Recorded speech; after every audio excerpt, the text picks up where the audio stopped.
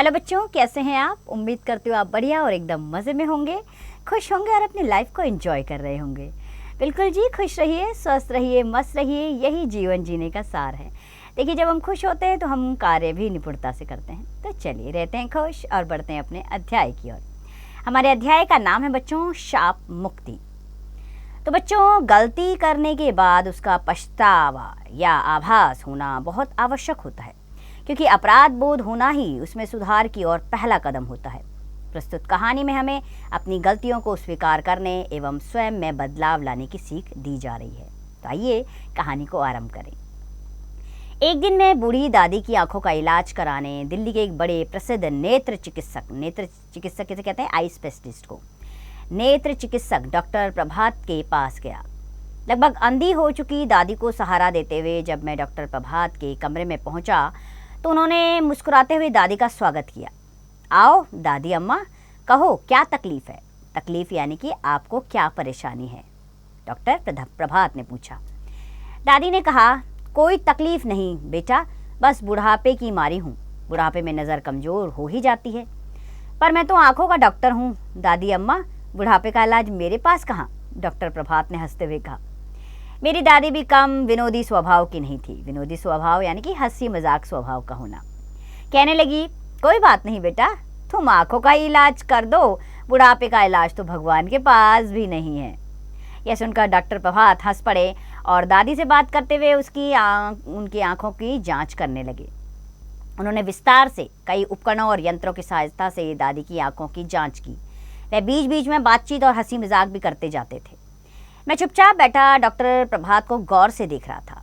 पहले तो मुझे उनकी हंसी ही कुछ जानी पहचानी लगी थी, फिर ध्यान से देखने पर उनका चेहरा भी कुछ परिचित यानी कि जाना पहचाना, परिचित सा मालूम हुआ। लेकिन याद नहीं आ रहा था कि मैंने इन्हें पहले कहाँ देखा है। आखिर जब उन्होंने दादी की आंखों की पूरी जाँच कर ली तो मैंने पूछ ही लिया, आप कहाँ के रहने वाले हैं डॉक्टर साहब? इलाहाबाद का हूँ। क्यों? अरे हम भी इलाहाबाद के ही हैं, दादी मुझसे पहले ही बोल उठी। अच्छा, बड़ी खुशी हुई। डॉक्टर प्रभात ने सचमुच खुश होकर पूछा, इलाहाबाद में कहाँ रहते हैं आप लोग? दादी ने जो ही हमारे इलाहाबाद वाले घर का पता ठिकाना बताया, डॉक्टर प्रभात ने मेरी तरफ देखा और अचरज भरी प्रसन्नता से बोले, प्रसन्नता यानी कि खुशी के साथ, तो प्रसन्नता से बोले वो, अरे तुम बब्बू तो नहीं हो? और तुम मंटू? अचानक मेरे मुंह से निकल पड़ा, तुम हमारे बचपन के मित्र? हाँ भाई, मैं मंटू ही हूँ। वाह मित्र, तुम खूब मिले। तुम तो शायद जब दूसरी या तीसरी कक्षा में पढ़ते थे तभी अपने परिवार के साथ दिल्ली आए थे, है ना? मुझे तो स्वप्न यानी कि सपना, स्वप्न में भी आशा नहीं थी कि जीवन में कभी तुमसे भेंट होगी। सच बड़ी खुशी हुई तुमसे मिलकर। मुझे भी, मैंने अत्यंत प्रसन्न होकर कहा। तभी डॉक्टर प्रभात ने दादी का चेहरा ध्यान से देखा और अचानक उसकी मुस्कान लुप्त हो गई। लुप्त होना यानी कि उसकी मुस्कान गायब हो गई। चेहरा किसी दुखदाई स्मृति यानी किसी याद में, किसी दुख भरी याद में काला सा हुआ आया। दादी की अत्यंत कमजोर आंखों को डॉक्टर के चेहरे का ये भाव परिवर्तन यानी कि उनके चेहरे में जो भाव थे वो परिवर्तित हो गए। वो भाव परिवर्तन नजर नहीं आया। वह प्रसन्न होकर पूछने लगी, अच्छा तुम दोनों बचपन में साथ साथ खेले हो? यह तो बड़ा अच्छा संयोग रहा। तुम तो अपने ही हुए डॉक्टर बेटा। हाँ, तुमने अपना क्या नाम बताया? मंटू। इलाहाबाद में हमारे पड़ोस में एक वकील रहते थे, उनके लड़के का नाम भी कुछ ऐसा ही था। बड़ा बदमाश लड़का था। डॉक्टर प्रभात ने कोई उत्तर नहीं दिया। वह सहसा बहुत गंभीर हो गया। दादी के लिए दवाई का पर्चा लिखते हुए उसने कहा, मैं आपको दवाई लिख रहा हूँ, बाजार से मंगवा लेना और दिन में 3 बार आँखों में डालते रहना। फिर अगले सप्ताह आज ही के दिन आ जाना। आपकी आँखों का ऑपरेशन करना होगा। ईश्वर ने चाहा तो आपकी आँखें जल्द ठीक हो जाएंगी। बाहर आती ही दादी ने मुझसे पूछा, यह उसी वकील का बेटा मंटुआ था ना? हाँ, मंटू ही था, मैंने कहा। बस, तो अब इसके पास दोबारा आने की ज़रूरत नहीं। मैं इस दुष्ट के हाथों अपनी आंखें नहीं फुड़वाऊंगी। कैसी बातें करती है दादी, ये तो बहुत माना हुआ डॉक्टर है और अब तो अपनी जान पहचान का भी निकल आया। उसे दुष्ट क्यों कह रही हो? तू भूल गया इसने वहाँ इलाहाबाद में क्या किया था?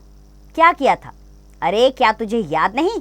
इसने मोहल्ले की कुतिया के 3 पिल्लों की आंखें आग के पौधों का दूध डालकर फोड़ दी थी। तूने ही तो ये बात हम लोगों को बताई थी। उनमें से एक अंधा पिल्ला तूने जिद करके पाल लिया था, यह भी तुझे याद नहीं? मैं सचमुच ही सब कुछ भूला हुआ था, लेकिन दादी के याद दिलाने पर एक धुंधली सी स्मृति उभरी और ज्यों ही मैंने दिमाग पर थोड़ा जोर दिया, बचपन की वह दुखद स्मृति सहसा स्पष्ट होकर मेरी आंखों के आगे आ गई। इलाहाबाद में हमारे पड़ोसी वकील साहब की कोठी के पीछे एक बहुत बड़ा बाग और घास का मैदान था। मैं मंटू के साथ वहीं खेला करता था। बाग की मेड़ के पास आक के बहुत से पौधे उगे हुए थे। एक दिन हम खेल खेल में आक के पत्ते तोड़ने लगे। उधर से गुजरते हुए हमारे स्कूल के अध्यापक ने हमें देख लिया। उन्होंने हमें डांट लगाई और बताया कि आक के पत्ते कभी नहीं तोड़ने चाहिए, क्योंकि उन्हें तोड़ने से जो गाढ़ा सा सफ़ेद दूध निकलता है, यदि वह आंखों में चला जाए तो आदमी अंधा हो जाता है। यह जानकारी हम लोगों के लिए एकदम नई और विस्मयकारी थी। विस्मयकारी यानी कि रोमांच से भरने वाली थी। वास्तव में ऐसा होता है या नहीं, यह देखने के लिए मंटू ने एक प्रयोग कर डाला था। ठंड के दिन थे और मोहल्ले में आवारा घूमने वाले एक कुतिया ने वकील साहब की कोठी के पीछे पिल्ले दिए थे। पिल्ले बड़े सुंदर थे। मैं और मंटू उनसे खेला करते थे। आग के दूध के भयानक असर की जानकारी मिलने के अगले दिन जब मैं स्कूल से आकर खाना खाने के बाद मंटू के साथ खेलने गया तो मैंने देखा मंटू आग के पौधों के पास बैठा है और उससे घुटनों में दबा पिल्ला कूं कर रहा है। तो पिल्ले पास ही कूं करते इधर उधर भटक रहे हैं। नज़दीक जाकर मैंने देखा तो हैरान रह गए। मंटू आग के पत्ते तोड़ तोड़ कर उनका दूध पिल्ले की आंखों में डाल रहा था। ये तूने क्या किया बेवकूफ़, पिल्ला अंधा हो जाएगा, मैंने चिल्ला कर कहा। मंटू ने इस पुल्ले को रख दिया और बोला, मैंने उन दोनों की आंखों में भी आग का दूध भर दिया है, अब देखेंगे ये अंधे होते हैं या नहीं। उस गाढ़े चिपचिपे दूध से तीनों पिल्लों की आंखें बंद हो गई। कुछ दिनों बाद आंखें तो शायद खुल गई थी, लेकिन वे अंधे हो गए थे। मंटू के इस कुकृत्य यानी कि गलत कार्य कुकृत्य की जानकारी केवल मुझे ही थी। मैंने उसे उन प्यारे प्यारे पिल्लों को अंधा बदान देने के लिए बहुत बुरा भला कहा था और वकील साहब से शिकायत करने की धमकी दी थी। लेकिन मंटू को एहसास हो गया था कि उसने अपनी जिज्ञासा अपनी मन की शांति के लिए, अपनी जिज्ञासा शांत करने के लिए इस प्रयोग के रूप में एक बहुत बड़ा पाप कर डाला है। उसने गिड़गिड़ाकर मुझसे कहा था कि यह बात मैं किसी को ना बताऊं। मैं शायद बताता भी नहीं, लेकिन जब उन 3 पिल्लों में से 2 दिन रात कुकू करते इधर उधर भटकते हुए मर गए, तब मुझे बहुत दुख हुआ और उस दिन मैं बहुत रोया। दादी, माँ और परिवार के अन्य सभी लोग मुझसे बार बार पूछने लगे कि मैं क्यों रो रहा हूँ। पहले मैंने बात छिपाकर अपने मित्र मंटू को बचाने की कोशिश की, लेकिन फिर मुझे तीसरे पिल्ले का ध्यान आ गया जो अभी जीवित था और उसकी जान बचाना मुझे मंटू की पिटाई से बचाने से ज़्यादा ज़रूरी लग रहा था। इसलिए मैंने रोते रोते सारी बात बता दी और उस पिल्ले की आंखों का इलाज करा देने की जिद पकड़ ली। सब लोगों ने मंटू को बुरा भला कहा। वकील साहब ने उसकी पिटाई भी की। मुझे भी बहुत कुछ सुनना पड़ा, क्योंकि मैंने सब कुछ जानते हुए भी बात को तब तक छिपाए रखा जब तक 2 पिल्ले मर नहीं गए। आखिर तीसरे पिल्ले को बचाने के प्रयास किए गए। मैंने जिद करके उसे पाल लिया। पिताजी ने उसकी आंखों का इलाज भी कराया, लेकिन वह अंधा ही रहा। माँ और दादी उसकी देखभाल करने लगे। जब वह बड़ा हो गया तब एक दिन घर से बाहर निकल गया और सड़क पर किसी वाहन से कुचलकर मर गया। उस घटना को याद कर मैं हैरान रह गया। बचपन में 3 पिल्लों की आंखें फोड़ देने वाला मंटू आज इतना बड़ा नेत्र चिकित्सक। इससे भी ज्यादा हैरानी की बात यह थी कि लगभग 35 साल पहले की वह घटना, जिसे मैं भूल चुका था, दादी को अभी तक याद थी। निश्चय ही वह घटना प्रभात को भी याद होगी। तभी तो वह हम लोगों का परिचय पाते ही अचानक गंभीर हो गया था। लेकिन दादी, बचपन की उस बात को लेकर अब तो प्रभात को बुरा भला कहना ठीक नहीं। मैंने दादी को समझाने की कोशिश की। अब वह मंटू नहीं, देश का माना हुआ नेत्र चिकित्सक है। दूर दूर से लोग उसके पास अपनी आंखों का इलाज कराने आते हैं। अब तक तो हजारों लोगों को उनकी खोई हुई नेत्र ज्योति अर्थात आंखों की रोशनी, नेत्र ज्योति लौटा चुका होगा। क्या इतनी बड़ी सेवा से बचपन में अबोध यानी कि बाल अवस्था में किया गया, अबोध अवस्था में किया हुआ पाप उसका अब तक धुल नहीं गया होगा? कुछ भी हो, मैं उससे अपनी आंखों का इलाज नहीं कराऊंगी, दादी ने निश्चय भरे स्वर में कहा। दादी का स्वभाव बिल्कुल बच्चों का सा था। हट कर बैठी तो किसी के मनाई नहीं मानती। मैंने उन्हें समझाने की बहुत कोशिश की, लेकिन वे प्रभात से इलाज कराने को तैयार ना हुई।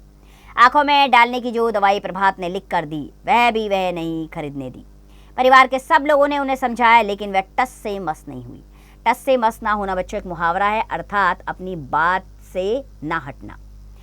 शाम को मैंने देखा कि प्रभात हमारे घर पर था और दादी से कह रहा था, दादी अम्मा, मैंने बचपन में जो पाप किया था उसे मैं आज तक नहीं भूला हूँ, और मैं उस पाप को भी नहीं भूला हूँ जो आपने, उस शाप को नहीं भूला हूँ जो आपने मुझे दिया था।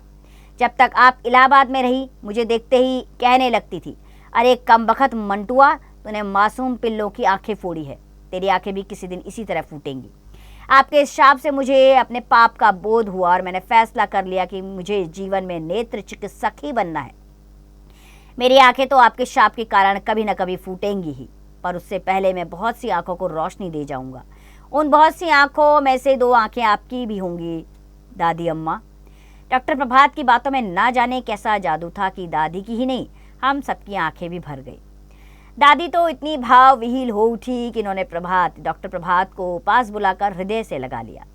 उसके सिर पर स्नेहपूर्वक हाथ फेरते हुए उन्होंने कहा, जीते रहो मेरे लाल, तुम्हारी आंखों की ज्योति हमेशा बनी रहे। इसके बाद दादी ने मुझे कहा, अरे बबुआ, तेरा बाल सखा आया है, इसकी खातिरदारी नहीं करेगा? जा इसके लिए अच्छी सी मिठाई लेकर आ, और सुन, इसने मेरी आंखों के लिए जो दवाई लिखी थी ना, वह भी खरीद लाना। तो बच्चों, रमेश उपाध्याय द्वारा लिखा गया अध्याय है जिसमें उन्होंने बताया है, साफ संकेत दिया है कि हमें अपनी गलती पर पछतावा ज़रूर होना चाहिए। अपनी गलती पर पछतावा करें और उसे दूर करने की कोशिश करें, जैसे यहाँ पर डॉक्टर प्रभात ने किया। सबसे पहले तो गलती से दूर रहें, अगर हो गई गलती तो पश्चाताप कर लेना चाहिए। आइए बच्चों, मौखिक प्रश्न उत्तर की ओर बढ़ते हैं। सबसे पहले, डॉक्टर प्रभात कौन थे? तो डॉक्टर प्रभात बहुत बड़े नेत्र चिकित्सक थे। इसी प्रकार बाकी के प्रश्नों के उत्तर दीजिएगा आप।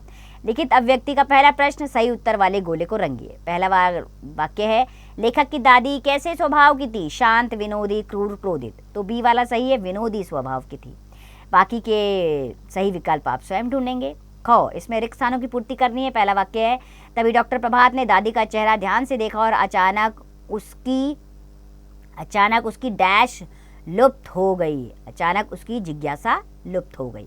बाकी के रिक्त स्थान आप स्वयं पूर्ण करें।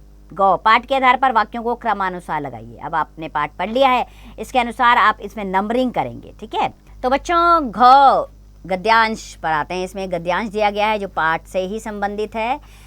इसे आप 2-3 बार पढ़िएगा और इससे संबंधित 4 प्रश्न हैं। ये चारों प्रश्न आपको इसी गद्यांश में से मिलेंगे। डॉ, इसमें निम्नलिखित प्रश्नों के उत्तर लिखने हैं। पहला प्रश्न है, लेखक ने जब डॉक्टर प्रभात को गौर से देखा तो उन्हें क्या लगा? लेखक ने जब डॉक्टर प्रभात को गौर से देखा तो उन्हें लगा कि यह हंसी और यह चेहरा जाना पहचाना सा है, और उसके बाद वह पहचान गए कि वह उनका बचपन का मित्र है। इसी प्रकार बाकी के प्रश्नों के उत्तर स्वयं दीजिए बच्चों। कल्पना की उड़ान में प्रश्न है, नेत्र चिकित्सक का समाज में क्या योगदान है? नेत्र चिकित्सक जो है लोगों के आंखों का इलाज करते हैं। आंखों की हर तरह की बीमारी की समस्या के समाधान के लिए लोग नेत्र चिकित्सक के पास जाते हैं, इसलिए समाज में इनका अहम योगदान है।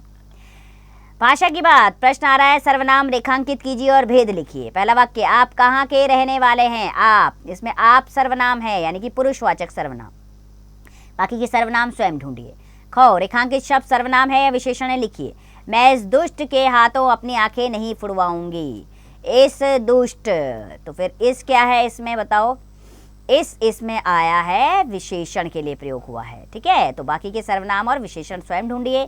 गौ, दिए गए शब्दों से कौन सा भाव प्रकट हो रहा है, लिखकर वाक्य में प्रयोग करें। अरे, अरे, इसमें विस्मय का भाव प्रकट हो रहा है। अरे, तुम अभी तक यहीं खड़े हो, ठीक है? इसी प्रकार बाकी के वाक्य प्रयोग स्वयं करें। अगला प्रश्न, लिंग बदल कर लिखिए, चिकित्सक, चिकित्सिका, ठीक है? तो चलिए आगे के लिंग आप स्वयं बदलेंगे। विषय संवर्धक गतिविधियों में आपने करना है अपने जीवन की कोई घटना जिसका पछतावा आपको है लेकिन आप उसे सुधार नहीं सकते, कक्षा में बताइए।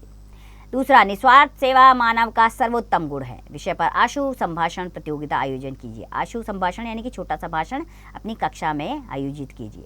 चलिए बच्चों, लेखक परिचय ले लेते हैं। तो बच्चों, रमेश उपाध्याय का जन्म आधुनिक हिंदी कहानीकारों में विशेष उल्लेखनीय है। इनका जन्म एटा जिले के बढारी गांव में हुआ था। इन्होंने साप्ताहिक हिंदुस्तान तथा नवनीत में उपसंपादक का कार्य किया।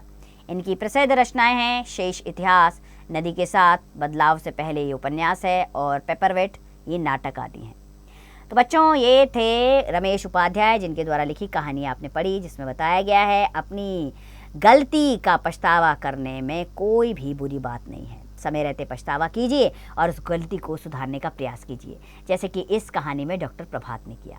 आपसे भी मैं उम्मीद करूंगी गलती ना करें, कोशिश करें ये, लेकिन अगर हो जाए तो उसे सुधारने की अवश्य कोशिश करें। इसी उम्मीद के साथ खुश रहिए, स्वस्थ रहिए, मस्त रहिए और इस पाठ का अभ्यास करते रहिए।